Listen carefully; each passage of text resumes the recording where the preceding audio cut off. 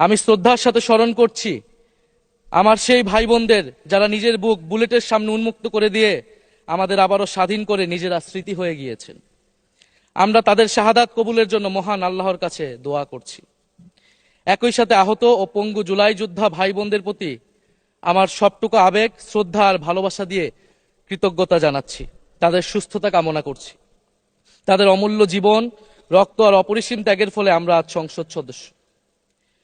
24-এর গণ অভ্যুত্থানের বৈষম্য বিরোধী ছাত্র আন্দোলনের নেতৃত্বে অংশ নিয়েছিল ছাত্র, শ্রমিক, কৃষক, শিক্ষক, অভিভাবক, সাংস্কৃতিক কর্মী, আলেম সমাজ, তরুণ সেনা অফিসার ও সৈনিকগণ ও প্রবাসী বাংলাদেশি ভাই ও বোনেরা।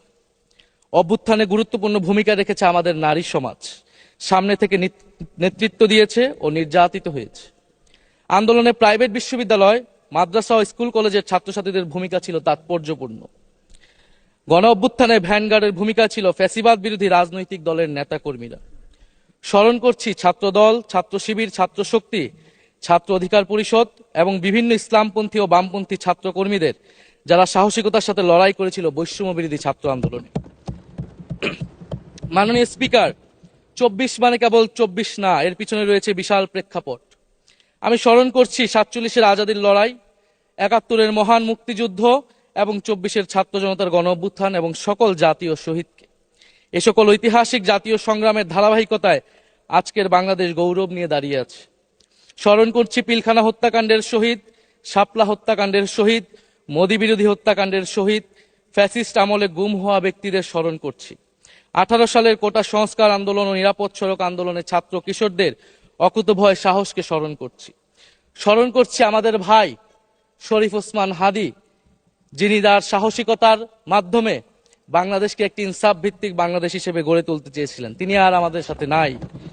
আমরা ওসমান হাদী ভাইকে স্মরণ করছি। শহীদ আবরার ফাহাদ ও শহীদ ফেলানী খাতুনকে স্মরণ করছি, যারা ভারতীয় আধিপত্যবাদের বিরুদ্ধে লড়াই করে বাংলাদেশকে আজকের এই জায়গায় নিয়ে এসেছে।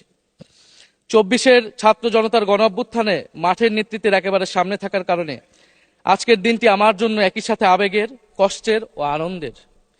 আমাদের সংগ্রামের সাথী শহীদ আবু সাইদ, শহীদ মুগ্ধ, শহীদ ওয়াসিব, 4 বছরের শিশু আহাদ, 6 বছরের শিশু রিয়া গোপ সহ প্রায় 150 শিশু শহীদ। মাননীয় স্পিকার, পুলিশের এপিসি থেকে ফেলে দেওয়া শহীদ ইয়ামিন, সাভারের আশুলিয়ায় ভ্যানের উপরে জীবন্ত অবস্থায় আগুনে পুড়িয়ে মারা কিশোর শহীদ সজল সহ অগণিত মানুষের স্মৃতি আমাকে প্রচন্ডভাবে নাড়া দিচ্ছে। মাননীয় স্পিকার, আপনি মাননীয় সংসদ নেতা, বিরোধী দলীয় নেতা সহ সংসদের সকল সদস্য এবং আপনার মাধ্যমে দেশবাসীর উদ্দেশ্যে আরো স্মরণ করিয়ে দিতে চাই মাকে উদ্দেশ্য করে লেখা চিঠি 10ম শ্রেণীর ছাত্র শহীদ আনাসের, যিনি বলেছিলেন, একটি প্রতিবন্ধী কিশোর, 7 বছরের বাচ্চা, ল্যাংড়া মানুষ যদি সংগ্রামে নামতে পারে তাহলে আমি কেন বসে থাকবো ঘরে?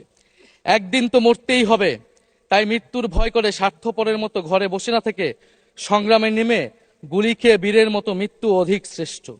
যে অন্যের জন্য নিজের জীবন বিলিয়ে দেয় সেই প্রকৃত মানুষ। আমি যদি বেঁচে না ফিরি তবে কষ্ট পেও না, গর্বিত হয়েও জীবনের প্রতিটি ভুলের জন্য ক্ষমা চাই। আনাস তার মাকে এই চিঠি লিখে রাস্তায় নেমে গিয়েছিলেন, শহীদ হয়েছিলেন। মাননীয় স্পিকার, যাদের আত্মত্যাগের কারণে আজকে আমরা এখানে বসে কথা বলতে পারছি।